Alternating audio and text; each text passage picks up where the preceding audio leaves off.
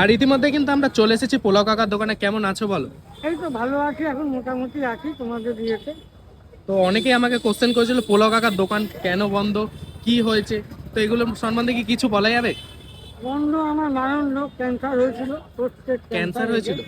আচ্ছা। Prostate cancer সব কিছু বাদ দিয়ে দেয়, মাড়ি দাঁত সব বাদ দিয়ে দেয়, লাম গ্ল্যান্ড সব বাদ দিয়ে দেয়। 5 মাস 6 মাস ট্রিটমেন্ট হয়, তারপরে গিয়ে চেক আপ হয়, তারপরে ফিট ঘোষণা করে। এখন শরীর দুর্বল, তাও আছি। এখন কি পুরোপুরি সুস্থ নিজেকে মনে হচ্ছে?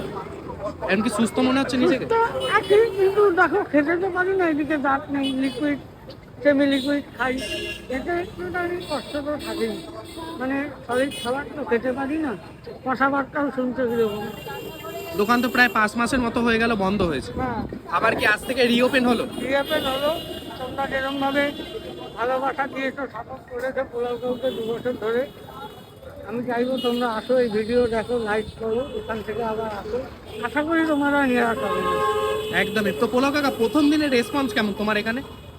7.5 কেজি চাল তো শেষ, চিকেন শেষ, এই যে 7.5 কেজি চাল মানে শেষ, চিকেন শেষ, 6.5 কেজি চিকেন শেষ। মানে পোলাও কাকা আবার পুরনো ছন্দে ফিরেছে।